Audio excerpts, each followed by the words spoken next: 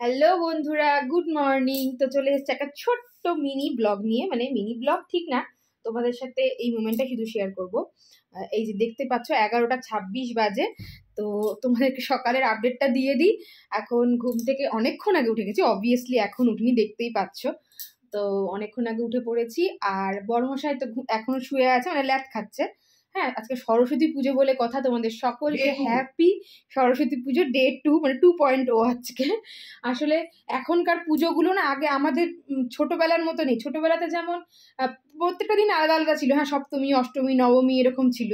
তো এখন দুর্গাপুজোও কেমন সপ্তমী অষ্টমী একদিনে, নবমী দশমী একদিনে, এরকম হচ্ছে কয়েক বছর ধরে।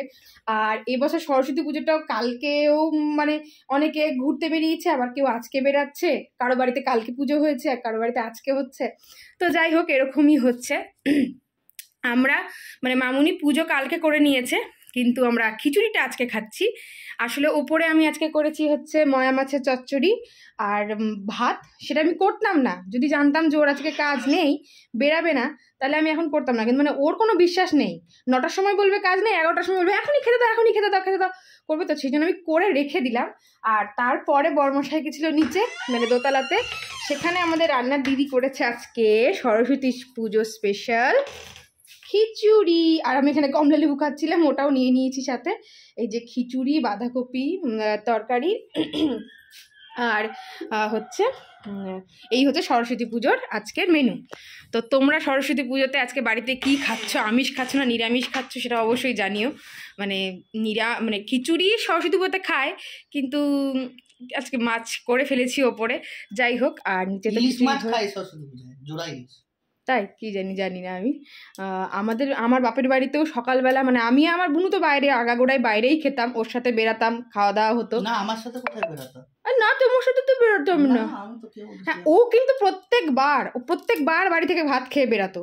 হ্যাঁ, আর আমার সাথে যখন রেস্টুরেন্টে যেত তখন আর খেতে পারতো না। তো আমার খুব খুব খুব রাগ হতো যে তুমি যখন আমার সাথেই খেতে বেরাবে, তো তুমি তাহলে বাড়ি থেকে কেন খেয়ে আসলে।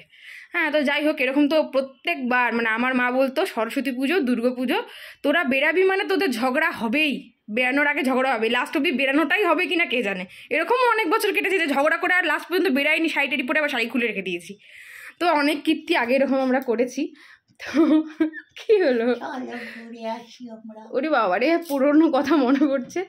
তো যাই হোক, এখন মানে আমার যদি এখন 5-6 মাস এরকম চলতো তাহলে আমি অবশ্যই বেরাতাম, বাট এখন একদম বেরানো সকালবেলা যাবে না। হ্যাঁ, আর খুব ঠান্ডা একেবারেই নেই, একদমই ঠান্ডা নেই, গরম পড়ে গেছে। আমি রীতিমতো কালকে রাতে একে ফ্যান চালিয়েছিলাম, তো ঠান্ডা তো মানে উধাও হয়ে গেছে, কোথায় চলে গেছে। মানে মনে হচ্ছে যে ফেব্রুয়ারির শেষ, আস্তে আস্তে এসি চালাতে হবে, এরকম অবস্থা। যাই হোক, অনেক বকবক করে ফেললাম, ভাবলাম ছোট্ট একটা আপডেট দেবো, তো অনেক বকবক করে ফেলেছি। তোমরা সরস্বতী পুজোর দিনটা খুব ভালো করে কাটাও।